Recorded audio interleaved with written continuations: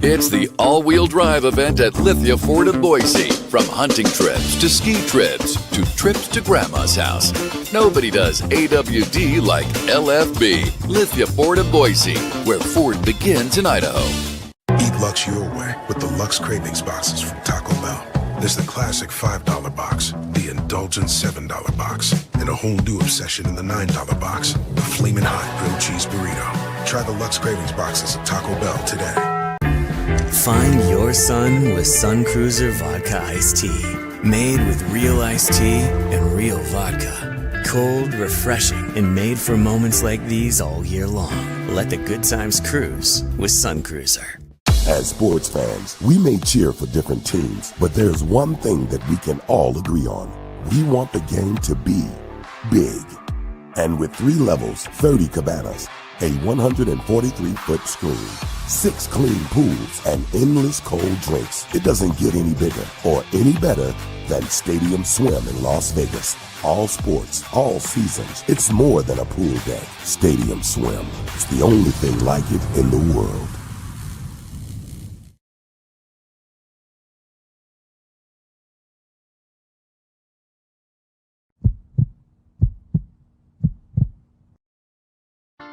The final buzzer is sounded on another night of Mountain West basketball, and it's time to break down the action with Tom Moser on another night in the Mountain West, presented by Circa Sports. Headed to Las Vegas for the Mountain West tournament in March? Make sure to stay at Circa Las Vegas and watch all the action at Stadium Swim, where the sports are on 365 days a year. Another night in the Mountain West has interviews, analysis, opinions after the final Mountain West basketball game of the day wraps up. All BNN broadcasts come from the Sun Cruiser Studios. Sunny days call for Sun Cruiser Vodka Iced Tea, made with real iced tea and real vodka. It's refreshingly smooth and easy to drink. Crack open a Sun Cruiser and let the good times cruise. The title sponsor of Bronco Nation News is Lithia Ford of Boise. Check out our full inventory of vehicles online at lithiafordboise.com. Lithia Ford of Boise, where Ford begins in Idaho. Did your team just get a big win? Suffer a bad loss? Come discuss it with us. Send us a comment or question in the ICCU YouTube chat, or leave us a voicemail at speakpipe.com/BNN. Now let's go to the Sun Cruiser Studios and join Tom Moser for another night in the Mountain West on Bronco Nation News.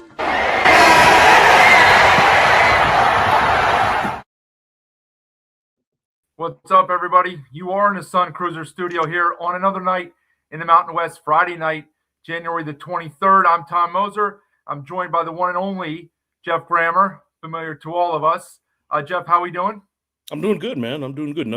Another night in the Mountain West, and it delivered. Did you have the volume on the game? I did.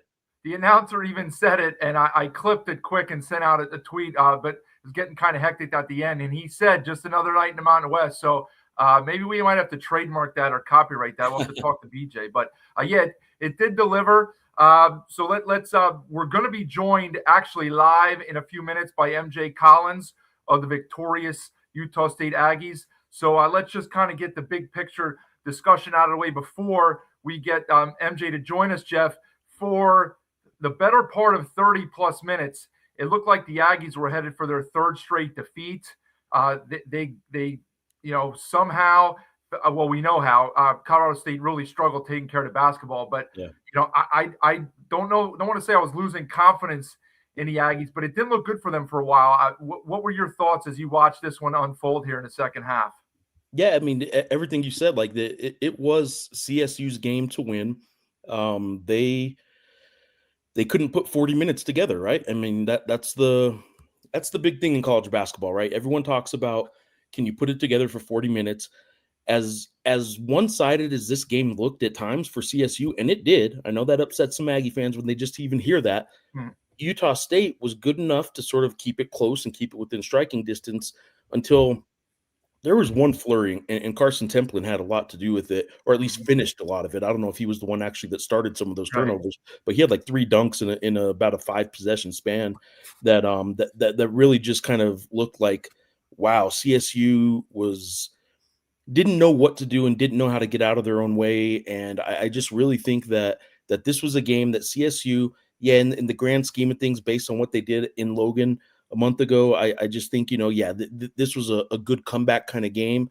But man, this has to be as deflating, not as deflating as a 50-point loss, but man, this is right up there because the setup was that 50-point loss, and you come back and you have a chance to beat them at home, and you should have beat them. CSU should have held on and done this. And I just think that this is going to be really deflating for CSU and Utah State. I don't know for sure that they're fixed after. Right. I don't know that they were broken, but whatever Utah State was coming into this game, I don't know that it's necessarily any better or any worse. But for one night in the Mountain West, they got away with the win on the road, and you can't complain about that. Correct. So you addressed both sides of the coin there, and for sure, there's no doubt. As someone who's coached, not at this level, as I always say, but it's all relative, right? Sometimes you'd rather lose by 40. I know some people don't understand it, but you'd rather lose that game by 40 than the way you lost tonight. Because as you said, like the feeling in that locker room right now, they didn't lose at the buzzer like the San Diego State Grand Canyon game 2 nights ago, right? But that was a game that they will watch the film and look back and play back in their minds and look at the stat sheet and see how many points they gave up on turnovers, how many times they turned the ball over. Now, Utah State, they deserve some credit for their defense, but it's not like this was, the 40 minutes of hell like Nolan Richardson, Arkansas, or just craziness from the Aggies to force those turnovers. They were somewhat forced, but the Rams were careless with the ball. And after you've outplayed and come out with the emotion and played well, outplayed your opponent for 3 quarters plus of the game, to lose it like that, that's almost worse than losing by 40. Like, I know people find that hard to believe, but trust me, it's true. But to your excellent second point, Jeff, that, Utah State got it done. But I don't know that I would think now that they're solved and they're back. Right. Were they completely broken before tonight? Probably not. Didn't have a very good first half. And, I had some Aggie fans ask me what's going on. And, right. There's a few things going on. But they did what they needed to do to win the game, but they still got some things to fix. So, like I always say, multiple things can be true. And that's over the course of a 40-minute game, as you said. It's a 40-minute game. And I actually sent that tweet out too at some point because the Aggies looked dead, and they made a 5-minute run. And then all of a sudden they just chipped away and took the lead. So credit to them. They got the job done. Look, it's a road win in a conference against a good team. We've seen now the Rams at full strength, what they can do. They had their preferred lineup in the game. Their guys were playing well. And they couldn't get it done, and they'll have to take a long, hard look at that one. We do get a look at some of the stats here. So look at the numbers here, Jeff. 20. So the Rams shoot 51% from the floor. They only take 43 shots to 53 for Utah State. So you get out possessioned, I guess, because they turn the ball over 21 times. Yeah. And points off turnovers. Do we have that? 24-9 in favor of Utah State. Very difficult to win when you do that. Even when you look at that, Rams shot 10 out of 21, 48% from 3, but you can't turn the ball over 21 times for 24 points off turnovers in a low possession game like this and expect to win. I'm looking at I have another screen up, and I'm just looking at the by half shooting. And you're looking at a Utah State team that was held under 40% shooting in the first half, and they shot 61% in the second half. You look at Colorado State, first half they shoot, let me click it back here. First half they shoot 68%. Second half they are held under 40% at 37. So, it was the tale of two halves, and it was a close final score. So it was pretty even, I think, in a lot of ways overall. But you're just, it is what it is. When you're able to come back like Utah State did, it's impressive. You're doing something right, and it's guys like this that help make it happen. Speaking of that, MJ, do you got us? Yeah, I got you. Can you hear me? Yes, we can. Welcome to the show. You're on another night in the Mountain West Live with Tom Moser and Jeff Grammer. Congratulations on a hard-fought victory. So let me start with this one. You guys are down 10 at the half. admittedly, I'm sure you would say the same thing. You guys didn't play very well. I know Coach had you guys in the locker room for pretty much the entirety of the halftime. What was it that he said? What was the message? And what did you guys really kind of focus on in that last 10 minutes that got you over the finish line? He told us that the game wasn't over. He said this: if we're gonna be fighters, then we got to come out and punch them in the mouth right now. That's what we did. We had to take it possession by possession. Our defensive intensity, picked up. We knew that they couldn't beat us if we limit them from three. I think in the first maybe 4 or 5 minutes, they hit maybe 5, 6 threes. So we just kind of changed everything. Made sure we made a focal point on rebounding and of course on the offensive end, moving the ball. We knew they were kind of not that good in the paint, so we just attacked the paint and just let the game come to us in the second half. MJ, this is Jeff Grammer with the Albuquerque Journal. Cover the Lobos primarily, but I definitely follow this whole league, and I'm curious in your position, man. You're in a position where you've obviously been around college basketball now for 4 years, and you're now one of the leaders, though. You're being asked to do things that maybe you weren't being asked to do before. When you're a leader, and you guys had a week that you just had where you guys lost 2 in a row since last week, and before that, you guys were everybody considered at the top, and you guys maybe still consider that, but the rest of the league kind of lost that for a week, right? You guys lose 2 in a row. You guys are behind in a game like tonight. I'm curious what Mason, what some of those older guys that have been around, what you guys are saying in the huddle, or is this a team that doesn't need any of that to be said? I would say, losing those 2 games kind of humbled us. We was on a similar track when before we lost to South Florida, where we had won, 9 straight. Then, we lost. It kind of reset us, and we went on another win streak for maybe about 8, 6 or 8. And losing twice, it kind of made us realize that you can't take anybody lightly. So getting punched in the mouth first, we're going into halftime down 10. We did have a message that we had to wake up, or else our season was pretty much, on the verge of being over with the small margin of error that you have in the mid-major level. And everybody woke up from our freshmen, making mistakes. Him being able to play through those is stuff that we're going to need, when it comes tournament time, being able to play through these mistakes and still finding a way to win.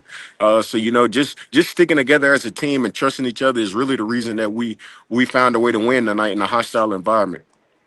Was hostile environment. Let me ask you this, MJ. You guys were struggling in the half court. I know Coach Calhoun's kind of been on you guys about your execution in the half court. You forced 21 turnovers tonight, and that led to 24 points. What was it defensively that you guys looked to take advantage of, and really kind of how did you force that amount of turnovers against a veteran guard lineup of CSU? Well, I think we had 10 at halftime, if I'm not mistaken. But we didn't really capitalize off of them, getting out of transition. So the second half, we stuck to the game plan that we should have, done the whole game, which was, kind of forcing the action away from the middle, having our hand up to make sure that they couldn't get their actions going to the middle. And then we made an adjustment by squeezing doubling B-Rock on the inbounds and making somebody else bring it up to start their offense. We picked up our pressure, our intensity, and no team likes pressure. I'm just being honest. Those are reasons that, of course, we've lost our last 2 games. And we kind of relayed that message, and we brought it out to them in the second half, and we ended up coming back to win. Hey, Carson was a big part, at least finishing some of that in that run, in the flurry that really got you guys from behind and over the top, and it really seemed to just change the tone of the game there in that final 8 minutes. Really, it was Carson Templin finishing like 3 dunks, I think, in like a 5 possession span. Yeah, I'm curious, when Carson Templin gets a little flurry like that, what it does for this team, and we see it. But I'm curious what you guys are all saying. Are you guys like feed him, or just kind of get out of his way? What's it like when Carson Templin has one of those little flurries? We know Carson is our energy booster. He's full of energy. So when he gets those plays like that, it boosts our whole team. Um, he does the dirty stuff for the team, like getting a huge offensive rebound and calling a timeout, giving us another possession. I honestly say he's the MVP of the night. Him and Gary are the reason that we found a way to win this game. Gary and I haven't been playing good as of late, and it's just good to see when you're on a great team, different people step up. So that's what makes our team great, and we just got to look forward to getting to the next two at home and getting back to the top of the league. And Tom, before you get to the next one, let me do a quick Carson follow up here. Carson Templin is the prototypical Mountain West guy that's annoying for everybody else in the league to play against, Mhm. and the kind of guy you want on your team, right? Yes, Because he sir. does the dirty stuff. Yeah. How is he in practice? Like in game time, I know you love Carson Templin. In practice, is he diving for balls? Is he doing the same kind of stuff that drives everybody crazy in practice? Same exact stuff. Diving for the ball. We might be in scout team or walking through something. It's a loose ball. He gonna dive on it. Um, he flop a lot. I'm gonna be honest with you. So we deal with that in practice. Somebody might Chill, barely bro, man. touch It's him. practice. It's practice, man. So yeah, I love playing with him, and he's a joy to be around. So I'm really thankful. I've got to cross paths with everybody on this team. Listen, MJ, we'll let you go. I got one more quick one here. They showed on coming back from commercial that Coach Stu Morrill came to your practice yesterday. He was obviously around there long before any of you guys were associated with this program. But what did it mean for you guys to have a legend like Stu Morrill come and address you guys before a game, knowing that he was a big part of Aggie history? It meant a lot. Just those legends and very important people taking the time out of their day, to come and talk to us. It means the world to us, and it shows that he has the utmost respect for us and the program. Still, I know Coach asked us yesterday. He was like, "Can anybody guess where he was before Utah State?" I was like, maybe Colorado State. Good And guess. it's just a joy to see everybody come back, to the program, and it really shows the type of family that Utah State has around. So, Absolutely. I'm very thankful. You guys give him a good reason to come around because you play an exciting style of basketball and you got yourself a nice, huge, as you kind of mentioned, season saving win. So go share it with your teammates and your basketball program. Good luck next week, and thanks for joining us here on another night in Mountain West. Yes, sir. Thank you. Appreciate it. All Thank right, you, MJ, MJ. take care. All right. Our first ever player interviewed Jeff, MJ Collins. And listen, he provided pretty good perspective, well spoken. I mean, he's a veteran. He's been around, as you mentioned, played, I believe it was Virginia Tech first, and then I know Vanderbilt for sure. So he's been around, but good perspective to kind of understand that this was kind of do or die time there. Talked about the margin of error that the teams have in this conference. So that's message has probably been hammered home to him, whether it was the Calhoun or the staff or whatever it was. Talked about that adjustment where they kind of put two on the ball in the backcourt to make them somebody else bring it up. It was a lot of different guys for CSU that turned it over. I'll have to take another dive into the stat sheet, but some pretty good perspective there from MJ Collins. Jeff, what do you think? I agree. He's a unique guy in that he's a veteran that came back to Utah, or not came back, but came to Utah State as a transfer. But Utah State's a team that through this run of just change the head coach, change the head coach, change the head coach, and still succeed. They've had some really good kind of veteran presence, like stabling forces that can kind of just get you through some of those rough moments. He's unique in that he came in to do that, right? I know Ian was there for a couple of years and was a transfer in there, but Mason Falsop, those kind of guys. I like the fact that a guy, even in his first year, can come in there and maybe this only speaks to their recruiting of the transfer portal, and they got the guy that fit. But what I like about his role on this team is that they accepted right away that, okay, he's a veteran. He has to be a piece of this too. He can't just be the new guy all year. He has to, by late January, be the kind of guy that can take over big moments too. And we have to accept that. And guys like Mason Falslev and probably Carson Templin, those guys sort of accept that a new guy can come in and take over that role. And again, maybe they recruited specifically knowing that MJ could do that. But I like the fact that this Utah State team every year seems to have a guy or two or three that can kind of take over the big moments and do it in a way that came across like MJ just did in that interview, with the real mature kind of approach to it all. Yeah, I think mature is a good word. I couldn't identify that word. So Rex Steiner, 5 turnovers, and Jorgensen 6. For as well as Jorgensen played, I mean, he was unconscious early. He tailed off a little bit at the end. 6 turnovers. That's a little bit too much. And again, Rex Steiner 5, Muniz 3 off the bench. I thought Jevin played okay. He had that big turnover late that led to a bucket, but again, everybody else did too. You turn it over 21 times. I mean, that's a turnover every other minute. That's not really acceptable at this level. It's really not when the teams are comparable, right? You take a team that's a 20-point favorite, and that's a different story. But in a game where the teams are similar, you can't have 21 turnovers, especially at home. I think Calhoun, you saw, and I've been, I wouldn't say critical, but Gary Clark and MJ mentioned this too. Clark had not played well recently, and I thought he was big tonight. Those were pretty important minutes from Gary Clark. As you get one more look at the stat sheet here, he shows up 28 minutes, 5 for 6 from the floor, 10 points, 4 rebounds, and pretty good defense too. I know the stat sheet will say that the Rams shot 51%. Bemba 3 for 6, Jorgensen 8 for 13 as the post guys. But I thought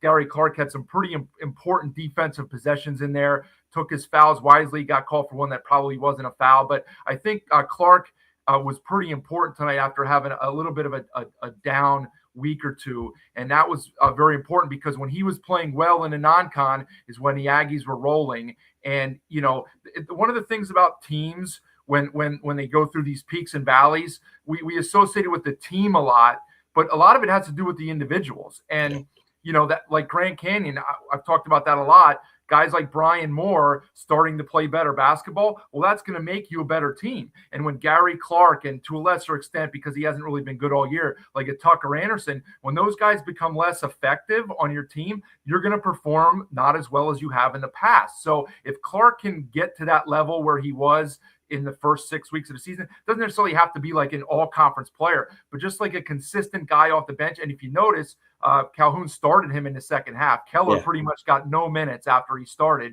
He hasn't done much of anything, so he needs to be a guy that just plays a few minutes. And so Clark's a guy who really is important for this team moving forward. Yeah, I would say Gary Clark coming into this season was a guy I actually thought, might be a newcomer of the year kind of candidate. I don't know that it's fair necessary to say that means he's been a disappointment because he's not going to be newcomer of the year. I wouldn't say. I mean, MJ on his own team would be a newcomer of the year candidate, but I thought Gary Clark would be right there with him. I don't think it's, like I said, I don't think it's fair to say he's been a huge disappointment, but he hasn't been what I thought he was going to be. And I imagine that's probably true too for a lot of Utah State fans. But if you can get Gary Clark to be what he was tonight, 4 points in the first half, 6 points in the second half, if you have Gary Clark doing a nice, steady, consistent 10 points for you in the post and just play really steady in the front court for you, I really think Utah State's obviously a really good team and has been, but he's what you're speaking to. If you're starting to just come around now, and Gary Clark seems to, he was there early, but then had a lull. If he's getting back going now, man, the month of February is going to be a really tight race in the Mountain West. And I can see Gary Clark being a big key for a Utah State because we know what their stars are. We know Mason. We know Carson Templin's a guy off the bench, sometimes has big games. He did tonight. We know what MJ Collins is going to do, but you need some of those kind of second tier guys. And Gary Clark, if you're adding him to the mix in late January as a really reliable second tier guy, I think Utah State should be and is a very dangerous team. Right there. Yeah, I want to address one more thing, and then I'm going to get to the comments because we have some good comments in here that I want to discuss. But the narrative over the last week now was that Utah State struggles with athletic front courts and athletic bigs, right? Grand Canyon, they struggled penetrating and finishing inside against all the beast, Dennis Evans, all of a sudden, right? And some of the other physicality and athleticism that Grand Canyon posed. And then, of course, UNLV, if they're nothing else, they're freakishly athletic. Tyron Jones is an animal inside, right? And they have other guys. That's not really the CSU lineup. They have good basketball players. Bemba's very skilled, but he's a power guy. Jorgensen, people aren't going to confuse the CSU lineup for freak athletes. Okay, they have good basketball players. And so to your point, when one of your first comments was, I don't know that everything's fixed for Utah State because there's certainly, they deserve to win the game. But a part of them will feel, when Calhoun and the staff are up front on the bus or the plane going home, they're going to be like, man, we got away with one here. We still got to do X, Y, and Z better. And, it's a little concerning if you're looking for something to nitpick about, that this isn't an athletic team that they struggled with like GCU and like UNLV. They just flat out struggled here. So, I mean, that's something that may give you a little bit of concern, because now it's like you're struggling with different type of lineups. I know it was a road game and all that, but if I listened to Calhoun's presser after the UNLV game, and he was defeated, right? Like, had we gotten Calhoun instead of MJ, I would have asked him a little bit about that, because he was very down, and then he really kind of got into the weeds about why their half-court offense struggles, and their half-court offense wasn't great tonight. As you saw, they got a third of their points or so off of turnovers. They scored 25 in the first half, didn't generate a lot of great half-court offense. And look, in conference play against well-coached teams like most of the top teams are in our conference, you're not going to get those easy buckets. So that's, to your point earlier, they definitely need to kind of sharpen a little bit up on that end. Yeah, and I would say too that in terms of that half court offense, they were 17-0 on fast break points today. 24 points, I think, is what it was off turnovers. Is that what we said earlier? Yep. Not all those were live ball turnovers, but several of them were in that stretch that really decided the game.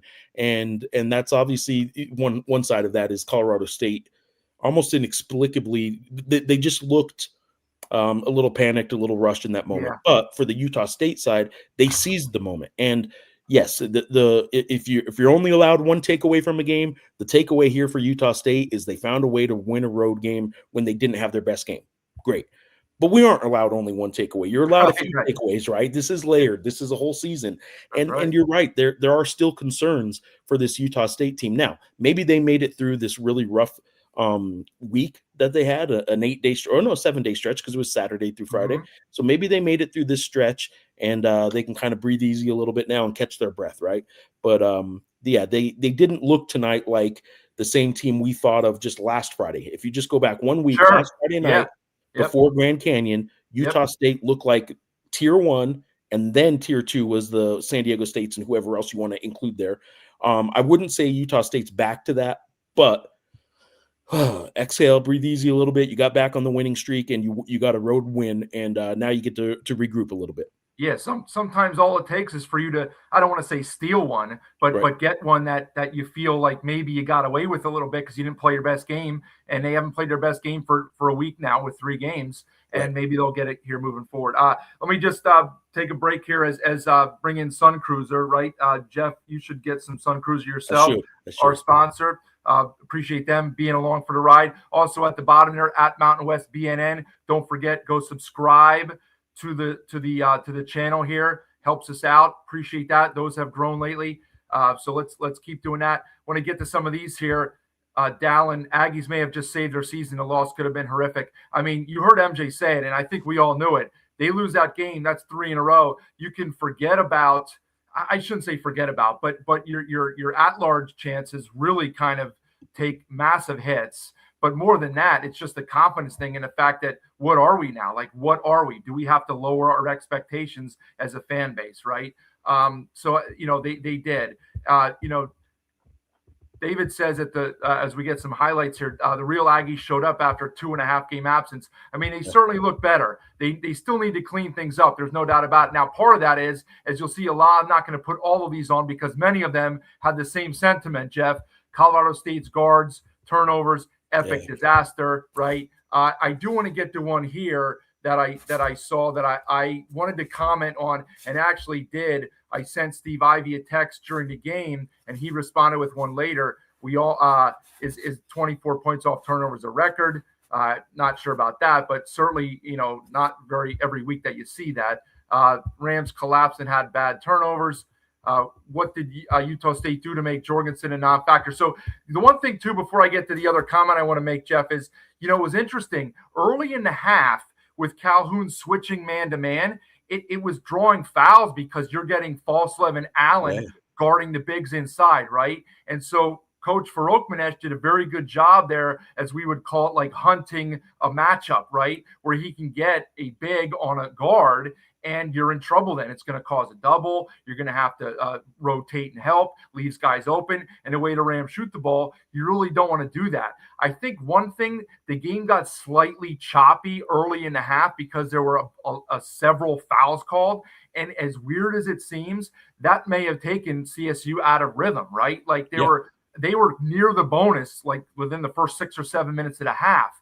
And then the fouls kind of slowed down a bit, but like it had already had its impact where it kind of took the Rams out of the rhythm, as goofy as that sounds. And then Ali goes to his bench a little bit. Those guys aren't as effective scoring the basketball. You know, Jorgensen is being bodied up, and his looks aren't as clean. He was contested a lot more. So a lot of things happened. I'll let you get back in here. I've been going for a while here. If you want to add to any of those comments that were shown on the bottom there. I do want to comment on the you were talking about the guards they were hunting the matchups and the guards obviously getting with Jorgensen.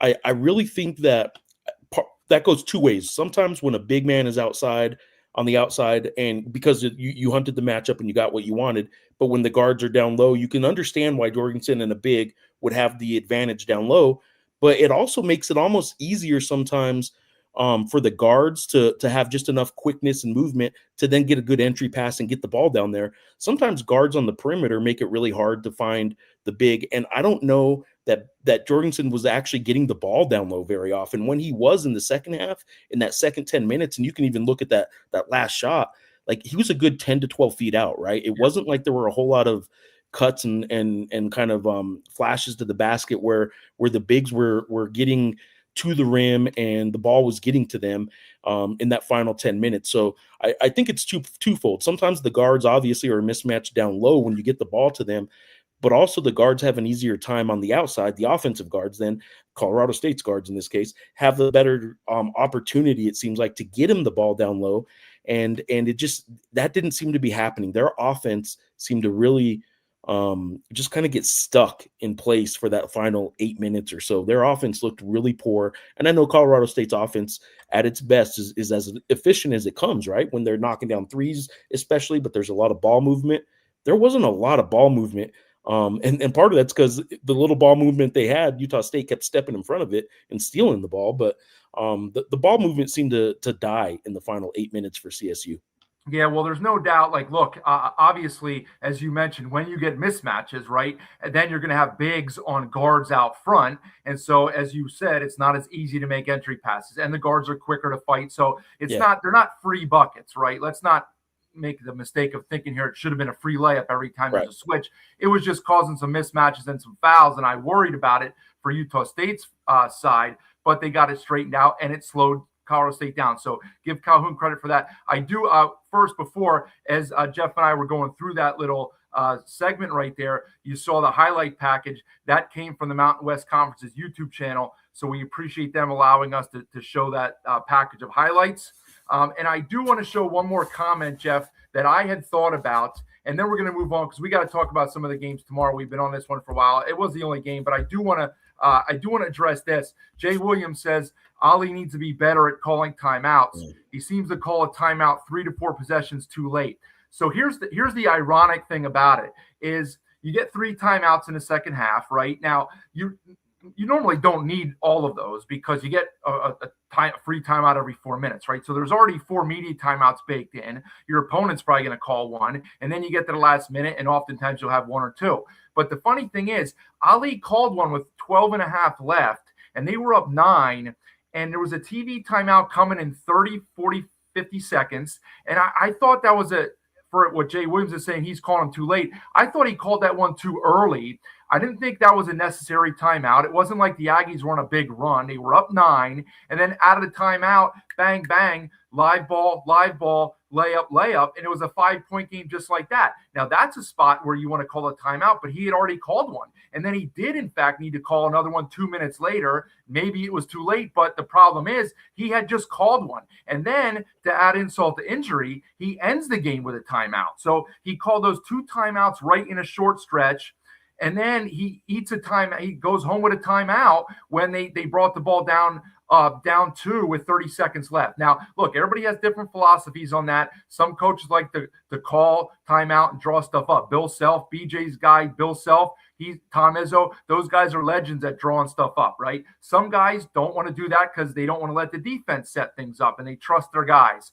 There's no right or wrong for that, okay? But it was just, look, he's a first-time head coach. There's no doubt about it, right? He'll learn from that. His staff, his assistants will give their input, and it's something that he'll address moving forward. And so I just think, maybe he needs to get better at his timeouts. I don't know what your thoughts are on that. No, I thought he needed a timeout. I will say that I'm a bigger fan normally of the let him play, which is what he was doing. I think coaches get in the way with timeouts a little bit too often, but I'm not saying don't ever call one. And I do think that there was a stretch there where he probably could have had one. To the commenter's point, probably 3 possessions sooner. I would agree that the timeout usage tonight was poor. I think timeouts are a feel thing though, right? If you're a coach that wants your players to keep going and let them react and this and that, sometimes you're trying to let them feel out the game a little bit. Well, sometimes coaches have to get a feel for that. And maybe this is chalk this one up to a first year coach's sort of feel for when to call a timeout. I'm going to jump real quick to a stat real quick. I on CBB Analytics, which is something you do have to subscribe to, and I do. Somebody had asked earlier if the 24 points off turnovers was a record. It's not a record, but I will. I'm going to read to you the Mountain West leader right now in points off turnovers per game is Utah State, and they are at 20.8 points off turnovers per game, which is the 99th percentile in the country. There are very few teams. This is just what percentile it is, so I don't know exactly how many teams we're talking about, but they are scoring more than 20 point. Well, they're at 20.8. That does not factor in tonight's game, so they'll actually be up to about 21 points per game off of turnovers. The second place team in the league is UNLV at 17.4, and then it kind of drops down from there. I would say a national average, because there's a team here in Nevada is about at the 48th percentile, and they're at 13.3. So average on points off turnovers is probably about 13.5 points a game. Utah State's averaging 21 a game. Obviously, it is something that they do, and they're able to figure out how to turn their turnovers into points. And they did that tonight, and good for them. Yeah, this was a funny one. I want to get to a couple other stats, as you just mentioned, some ancillary stats about different things, but I didn't see this.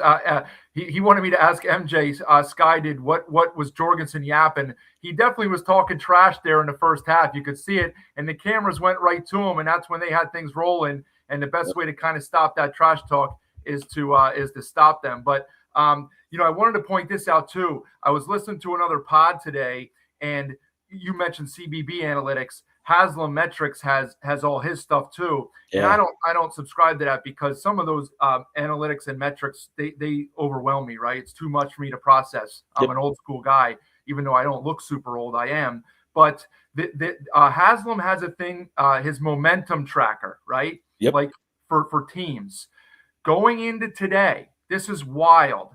Going into today's action across the country, out of 365 teams, Utah State's momentum, their Haslam metric consistency, was ranked 365th out of 365 teams. That is unbelievable. What that means is they could look like a Final Four team one game, and then they could look like a 2-12 conference team the next night out. That's not really what you want. You want to be consistent, right? And what this is saying is what you saw tonight in the game. The Aggies looked terrible for 20 minutes, and in the last 10 minutes, they look pretty darn good. So that's got to be part of the frustration for Calhoun. I don't want to belabor that point, but they are not super consistent. And the last one I want to point out before we go to tomorrow, because there's 3 very, very interesting games tomorrow. 2 we don't really have to spend time on, but 3 very interesting games.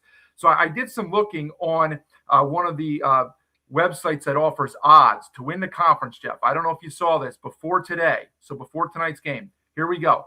Obviously, the last 6 teams we don't have to talk about, but Utah State was actually the favorite going into tonight, which I found very surprising. They were plus 160. So, you bet 100, you get 160 back. San Diego State was plus 170. So basically right there. But I was surprised that the Aggies were a favorite with 1 more loss and one bad loss. The Aztecs loss isn't a bad loss. New Mexico was plus 350, so they're a little bit down, but they're way above everybody else. GCU was 11-1, Nevada 15-1, and UNLV at 60-1. So UNLV not really given a chance, much like everybody believes. So they kind of think it's a 5-horse race with GCU and Nevada, kind of the long shots, and the other three clear up at the top. Do you have any thoughts on that? No, that sounds about right. Like if I'm thinking about how it would be, how it would come out in odds makers rankings, I guess that would be what it was. Utah State, I suppose when you're in Nevada, not Nevada, Vegas odds maker sportsbook, the gambling world is good at doing this. They don't look at a week and overreact, or a game and overreact. They do the bigger picture. And Utah State being the leader, with that said, is probably true. Your Haslametric stat about momentum, though, and kind of like where they're at right now, like, yeah, they kind of hit a thud this week, and it would be hard if in an honest moment before tonight's game, if you asked me who the favorite was, it'd be hard for me to say Utah State in that moment. Right. But if you take a step back and think about, okay, what have they done the whole season? Of course, they've had probably overall still the best season, but yeah, it'd be hard to go against San Diego State, I guess. I think New Mexico's a good number 3 in the odds makers right now, and we'll find out more tomorrow, and we'll get into that here in just a second. But I do think that Utah State and San Diego State probably still are deserving of being the kind of top 2 teams in that. They are. I think honestly, just for fun, I would probably give Grand Canyon a shout at 11-1. I mean, they've beaten the 2 teams that are favorites. Now, I know they were both at home, but all that means is all you need is one fluke game. If they would by some chance pull a huge upset in either Logan or at Viejas, and their schedule breaks pretty easy too. They don't have to go to CSU, and they don't have to play Nevada twice. And they have several games against the freebies down at the bottom yet. And they've beaten the 2 hammers, and they already played at the Pit. So I'm not saying they're the most talented team, but the way the schedule breaks, 11-1, you could do a lot worse. But anyway, I thought I wanted to put this on before we get to tomorrow. Colin seems like a good kid. God, thanks for a solid interview. Thank you. Yeah, very nice. Appreciate him coming on for sure. Okay, let's 3 massive games, 5 games tomorrow. We'll spend about 20 seconds on the game in Laramie and maybe 9 seconds on the game up in BJ's neck of the woods, because we know that's just going to be a train wreck, unfortunately. And so I don't even know if I'll put that one on the screen much tomorrow, because all 3 games go at the same time. 2:00 for you guys out in the Mountain Time Zone, 4:00 for me. We're lucky that we get CBS, big boy CBS, with no football anymore, with San Diego State at UNLV. So it shows us there that the Aztecs are 5.5-point favorite. Wyoming, 12, 13-point favorite over the Spartans. We have no idea. Flip a coin, kind of like your grandma's guesses with you and your daughter. Flip a coin to see who's going to suit up for the Spartans tomorrow. Any thoughts on the Boise or Wyoming games before we touch on San Diego State, UNLV? Yeah, so I'll say the Air Force one real quick. Air Force at Boise State. Obviously, Boise State in years past, I think, has really taken advantage of these type of games that they're supposed to, right? Mm-hmm. And they beat up on the teams they're supposed to. And this is an Air Force team that they should beat up on, especially with Caleb Walker, I think, out. The Wyoming 24-point spread is pretty big. But, man, I would just stay away from that. Wyoming, they've lost 4 in a row. And if you look at their schedule, man, they're in a tough stretch. But other than the Fresno State game, I mean, they weren't going to probably shouldn't have won any of those games. But they've lost 4 in a row. It is time for Wyoming to probably show and assert itself again in a way that kind of reminds people, hey, remember, we had a really good non-conference. Yeah. We had optimism. We had momentum. I think they better win this one, and maybe convincingly, to sort of remind people, oh, yeah, we are having a bounce-back season. Sure. Okay, so the big one there at the Thomas and Mack, we know the Aztecs might even have more fans than UNLV, unfortunately, because it doesn't matter that UNLV just pulled a massive upset. It's not going to draw – maybe it might draw 50 more fans into the arena tomorrow than would have been there had they lost on Wednesday night. But, the narrative around this one now is that after San Diego State, had the unfortunate ending with the way the game finished with the foul, that they're going to be steaming mad and UNLV is going to draw an angry Aztec team. But you know what? That's what everybody said for UNLV on Tuesday too. They're going to get an angry Utah State team because the Aggies got screwed against GCU, and it didn't matter to UNLV because they played good basketball. They out-executed the Aggies. They're going home, and as we know, it's not going to be much of a home court advantage. Do you see? What are your thoughts? Do you think the Rebels can hang in this one? I shouldn't say that because we would expect them to hang in there. Sure. Is this a game that you think they can win, or is this just too much? It's too much San Diego State, and they'll hang around, but over the last 5 minutes, they'll kind of assert their will and put the Rebels away. I'll preface this answer with I have been jumped completely off board with any optimism about UNLV about a month ago and have been pretty consistent with that. And they've kind of shut me up recently. I'm not willing to jump back on board and say, okay, now they're looking fine. Like, of course, they got the big win at Utah State, which was just a fascinating watch, really, because you kept, well, I don't know if you did. I kept waiting for the Utah State to come back and at the closing stretch there. So I'm not entirely ready to admit that I was entirely wrong on UNLV. But man, Tyron Jones is becoming as dangerous and kind of as must watch sort of basketball as there is. And I'll tell you there's another UNLV guy and some of the UNLV fans, and this is an old school one before the Mountain West. This is whack kind of days, and I don't remember him as much from UNLV as I do from the NBA. But there's some Sean Marion kind of things that I see in Tyron Jones. He's just so athletic. He isn't necessarily a center, but like he can block shots from everywhere. I just think that he's a guy that is sort of coming into his own a little bit. And I think Tyron Jones makes them a really dangerous team because when he gets in a stretch like he did against Utah State, that there's nobody on the floor that's really going to know what to do with them because he's still a little bit, he's almost so raw that he's awkward in a way. You don't know how to defend him because he's not traditional. He's not a superstar that is so skilled and gifted that he's going to do this and then that, and you may not be able to stop it, but you know what he's going to do to beat you.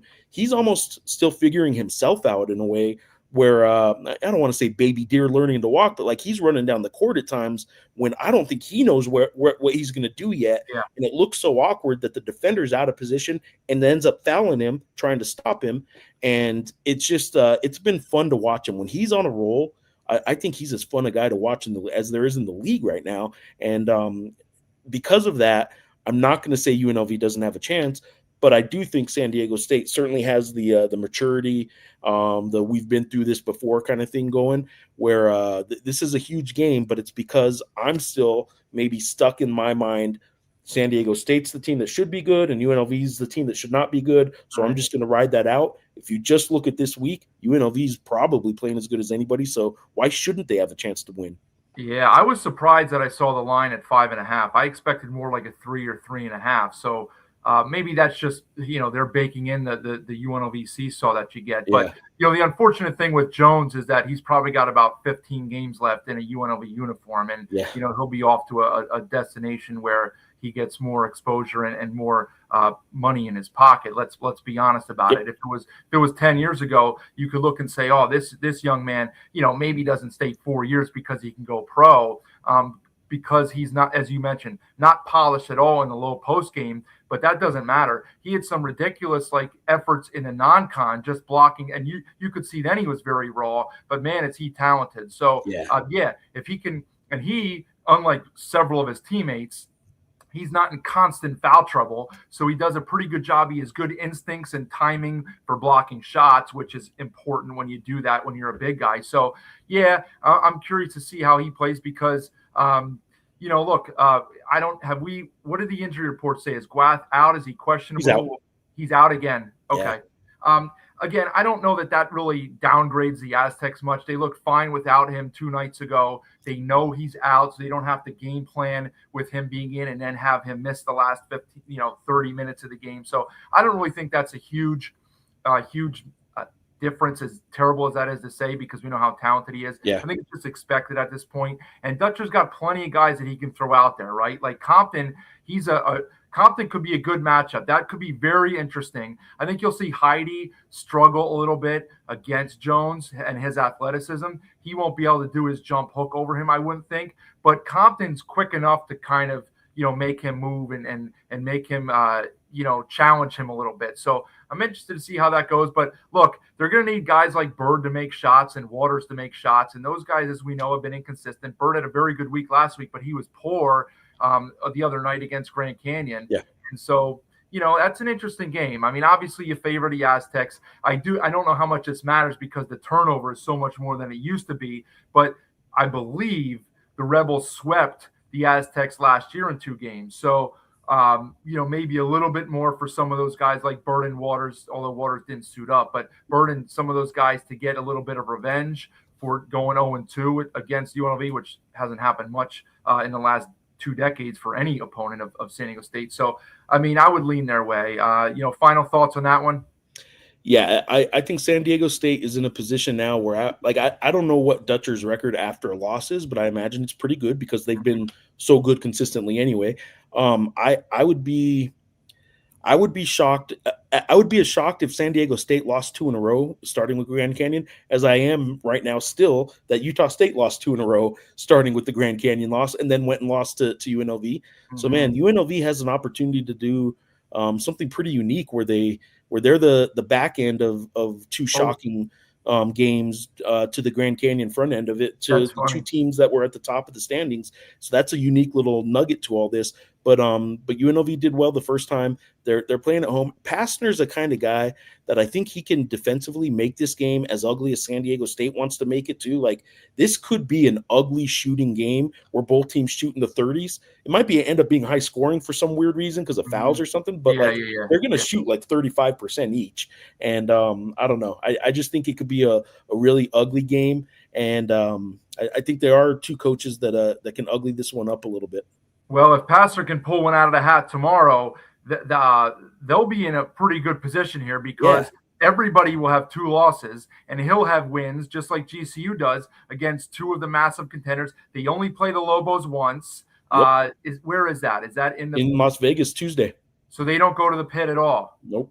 Okay, so now you will have to take them seriously. Nobody does now, right? I shouldn't say nobody, but by and large, nobody's really considering them a contender, even though they're 1 game behind a loss column. They win tomorrow, that all changes. So massive game, 4 o'clock for me, 2 o'clock Mountain Time Zone, 1 o'clock there in Vegas on Big Boy CBS. All right, now before we get to your game, the one that you'll be at in Albuquerque, let's talk about the half an hour before that. So 7:30 Eastern, 5:30 Mountain.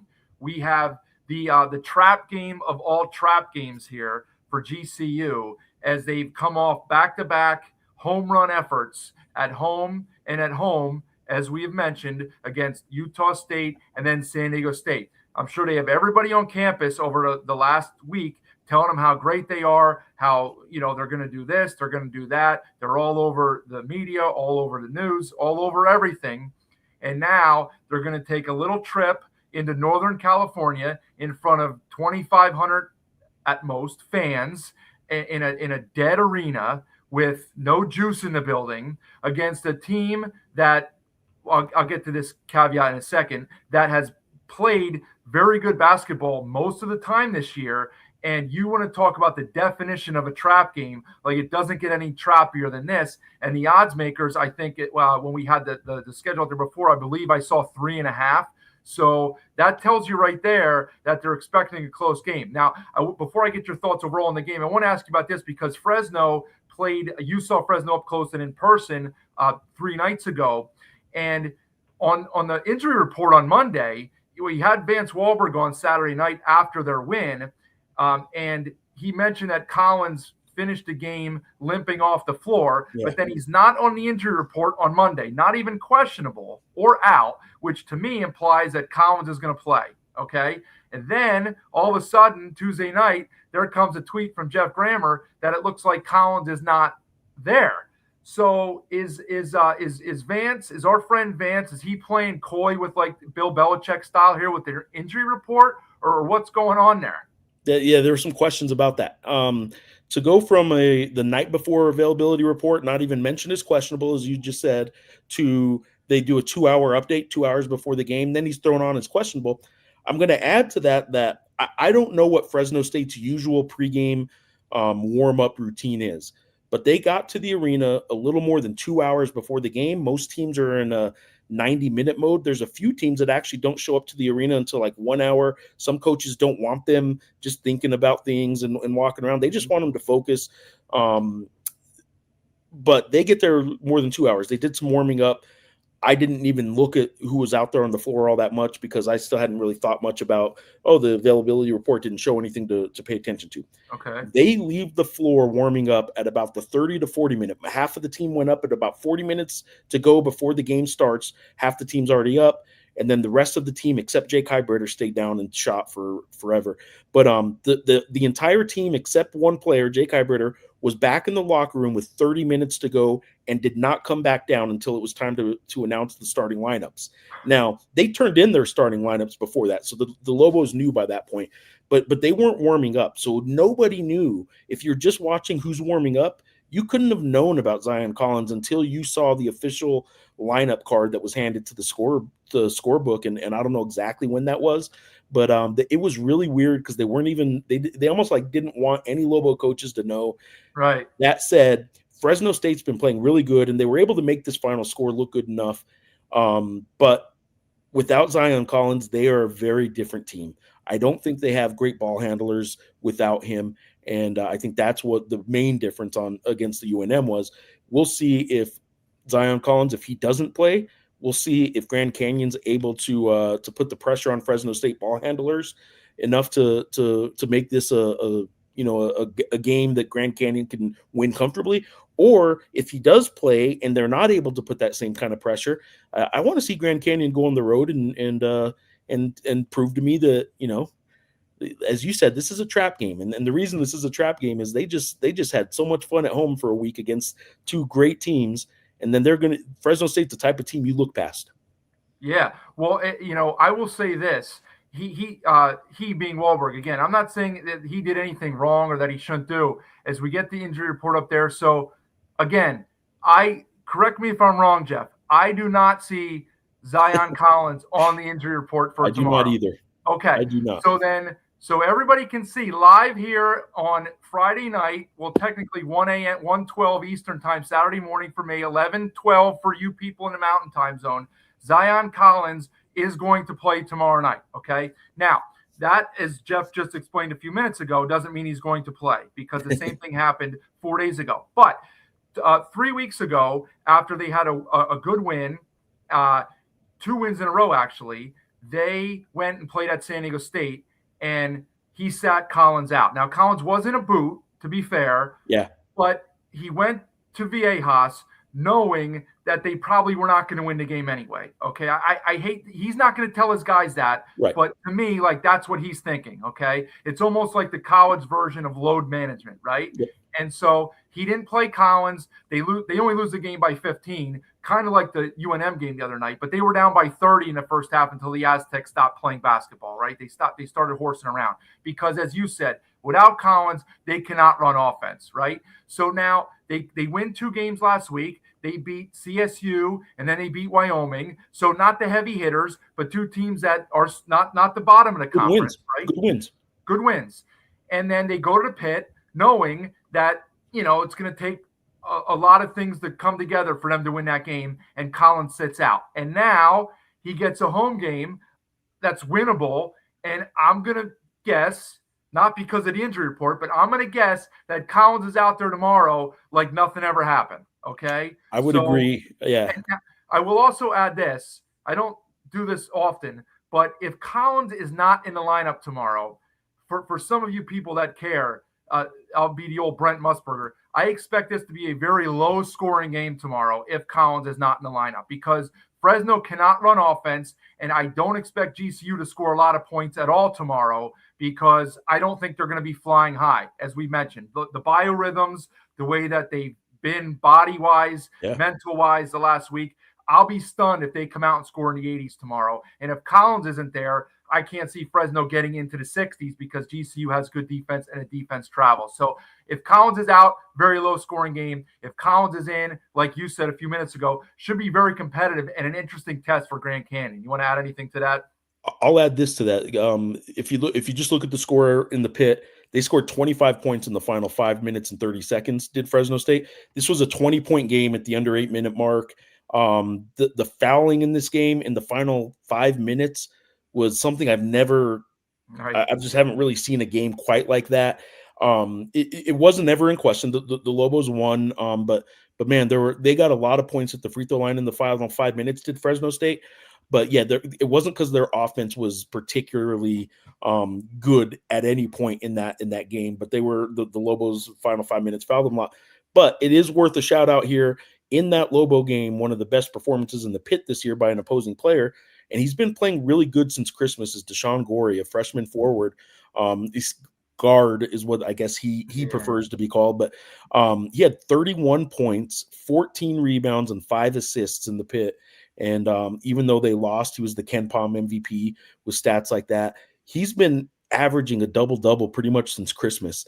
And I just think he actually has kind of elevated himself into a really interesting spot in this league where if there was an all freshman team, I don't think he's going to be freshman of the year, but if there's an all freshman team, I think he's going to make that team, that 5-man team, right? Like I think he's one of those players, and he was really impressive. And Deshaun Gorey, keep thinking about that name. He might be this year's Elijah Price, who was a fantastic freshman last year for Fresno State and then transferred to Nevada. Deshaun Gorey's kind of in that same spot where quietly Fresno State might have one of the best freshmen in the league. Yeah, and it'll be tough for them to keep him. He's still got room to grow. He's still not completely polished, but he definitely has some ability. You saw BJ put there on the screen, or somebody did. The Ken Palm has it 70-68. So that's about what I would envision is if Collins is in. Again, if Collins is out, I can't see this game staying within 10 points because Fresno, they just struggle to run offense without Collins. The backup point guard, Reber, he's a serviceable guy for 8 minutes. He can't run offense against a good defensive team. And GCU is much like New Mexico. They're very disciplined defensively. They're not super aggressive. They just stay home, do what they do well, and force you to make tough shots. And over 40 minutes, a lot of college teams don't do that. So, all right, let's get to the last one. Obviously, the big showdown here. I believe it's CBS Sports, right? At FS1, I think. Oh, it's FS1. There it is. We have it right there. 8 Eastern, FS1, 6 Mountain. The return again of Steve Alford. You guys haven't treated this many times. The fans still give he and I think more so Noodles, but certainly Alford and Noodles get the treatment when they return to the pit. We saw the injury report there. There's not a whole lot going on. The same 2 guys that have been on it forever for the Lobos. And wait, is Armo Trading? Is he? Oh, Armo Trading's out. He's out. Yeah, he's out. So nothing's really changed much there. I don't see TR on it, although he hasn't played much either lately. So Alford's kind of been content to use the other guys. Travel. Somebody had asked about travel in the chat. I don't think there were any issues with the pack getting into Albuquerque, so that should all be fine. I expect the crowd to be at a fevered pitch. Lobos about a 7-point favorite here. Playing good basketball. So is Nevada. They played a very good game at Utah State a week and a half ago. They've taken care of business when they've gone and played these opponents that might be considered like letdown spots. They haven't really had any of those. They won at Fresno, who's proven to be, a pain to beat at home. Okay, so that was a game that they would have dropped a year ago. They played pretty good basketball all the way through here. Had the San Diego State game within 1 possession the whole game.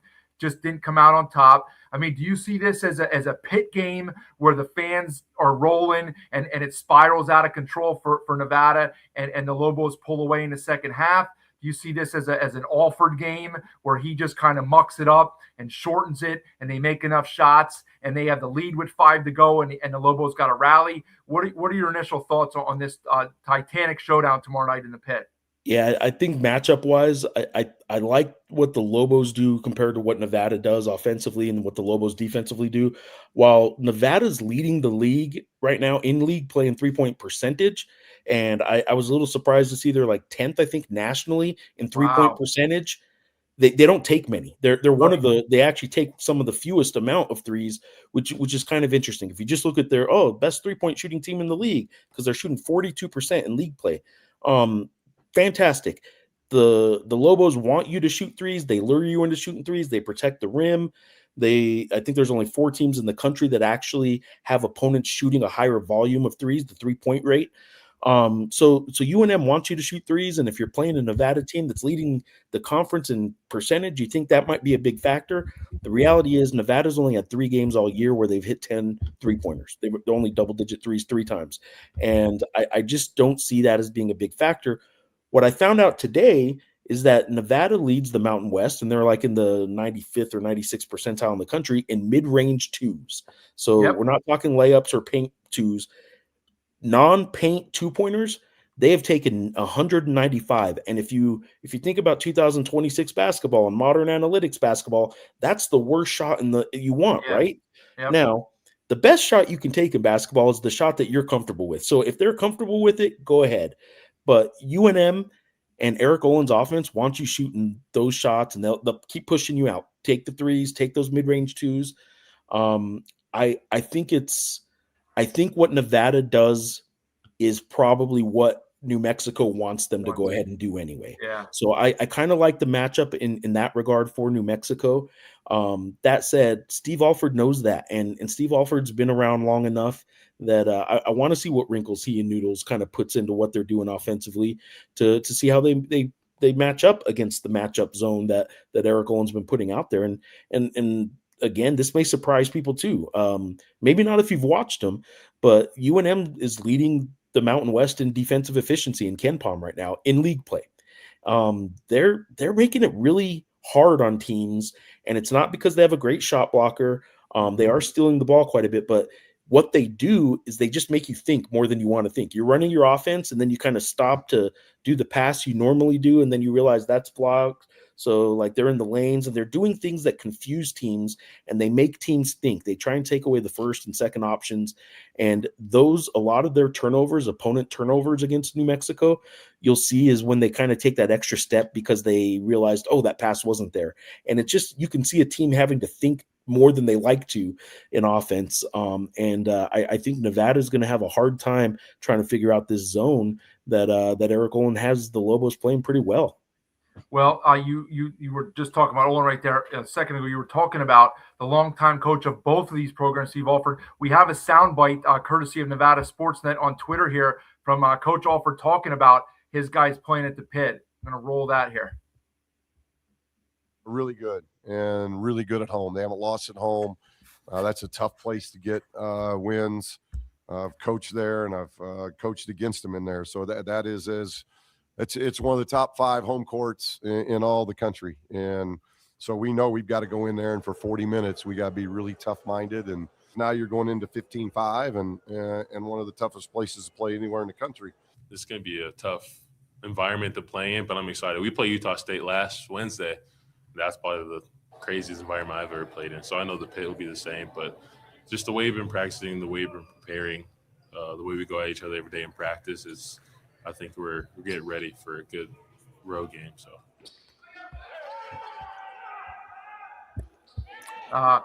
yeah, I mean, look, Alford's been around. But it's different. Let's be fair here. He can tell his guys all they want about the environment until you actually experience it, and many of these guys have not. It's going to hit you in the face. Like Comer and Camper and guys like that, and the freshmen that they play for minutes, those guys, yeah, they played in the Spectrum. We'll see. I mean, it's comparable, I guess, but, they ultimately didn't win that game. Now, they did play well and they were poised, but they may get a little extra treatment tomorrow, and we'll see how they handle it. I'm curious because that might have an impact on it. We've seen the crowd at the Pit have an impact certainly before. And back to what you were talking about with Olin. Yeah, look, his defensive philosophy is as simplistic as it might seem. We're gonna take away what we think will hurt us, make you guys make plays and make tough shots or shots that you don't want to shoot, and it throws you out of rhythm. They don't need well, you would like to have one, but a shot blocker inside, because they're just solid. They're just solid. And that's what Olin likes. And those are the guys that he recruits. Those are the guys he wants on the floor for him. And I think he's gotten a message across to the guys, whether it's in practice or games or film watch or whatever it is, that if you don't execute the game plan that we want you to execute, like your minutes are going to get cut. And he's got the lineup that he has now, the rotations that he has. Those guys are pretty much playing by the book the way he wants them to a large portion of the time. And I'm not surprised to know that they're leading the league defensively in efficiency, because I've watched it and I don't see them have many breakdowns. And that's why they're in every game they play. They don't have a lot of long stretches where they're just kind of the other team goes on like a 22-5 kind of run.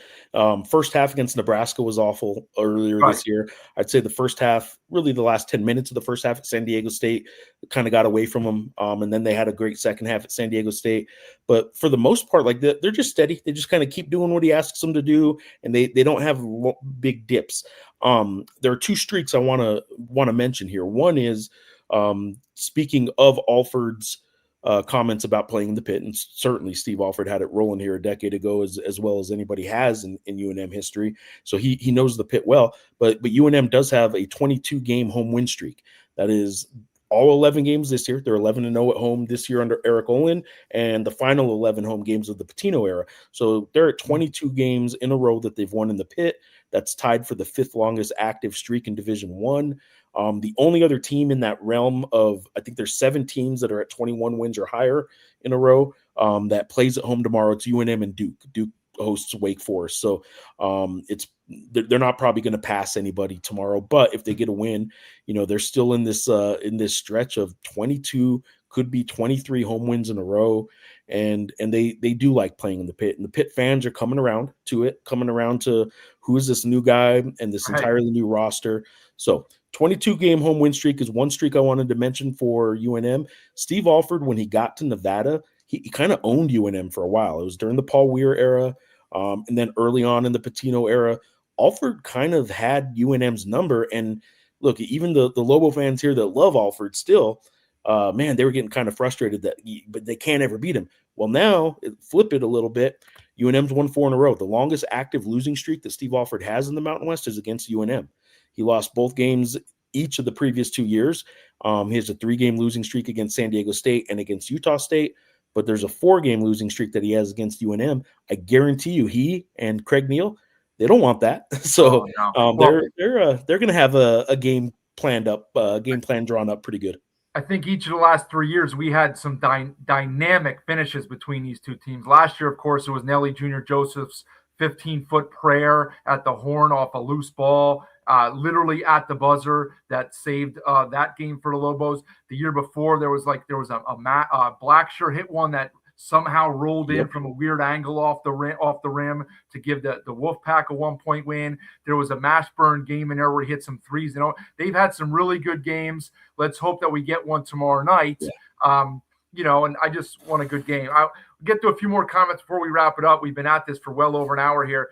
Just some random stuff because he gets lost in the shuffle here. El Amin, he is freakishly talented, right? Yeah. Like, he makes some, and I know he doesn't finish everything, but again, you got to understand he's a freshman, okay? He made some, and this happened the other night too, but again, so much stuff happens that you just lose track of it. But he makes some really impressive finishes in there, and it's not easy to do that. Like, that stuff gets lost in the shuffle and taken for granted because we see these guys throw down dunks, and it's not easy to finish when you're on the move at a high speed. You got guys chasing you down, and you got to scoop and go with a reverse or something. It's not easy to finish that stuff at all. Let's see. Here's one. Jeff and I talked about this earlier. Ali has a lot to learn. Yeah, that's not easy either. There's a big difference. Most guys will tell you it. Well, obviously, it's a massive difference from being in that first chair to the one next to it. It's easy to be in that chair next to it. You can make all the suggestions that you want, and the coach is going to listen to maybe 30% of them, right? You're the head coach. You're making all the decisions, right? And you're not used to that. So it's very different, and it's not easy to do. There's one for you, Jeff, about we'll quick with this one. X signing an Oregon backup quarterback. So there you go. There were 2 good pickups football-wise, just to break the basketball theme here. 2 good UNM pickups today. They got the wide receiver from UNLV and a quarterback from Oregon. Who knows, man? This Jason Eck guy might know what he's doing a little bit, I guess. Yeah, I heard. I shouldn't say this. I'll get booed out of Albuquerque if I ever step foot there. But I heard New Mexico is becoming a football school, not a basketball school. Okay, anxiety about UNLV. Certainly, season. I have anxiety too about that talented lineup. Vegas is the best road venue for for San Diego State. Yeah, they certainly have played well there over the course of their time, UNLV's time in the conference. Yeah, Steve, interesting battle there between Alford and Olin.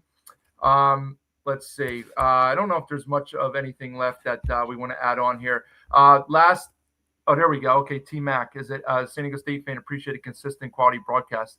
Might not always agree. That's all right, T-Mac. Like, part of the thing is, like, we want you guys, not that I want you guys to disagree, but we all have different opinions about stuff, right? Sometimes we're right, sometimes we're wrong, and we all like different perspectives, right? If we all had the same thoughts, stuff would be boring. So that's kind of the way that I look at it.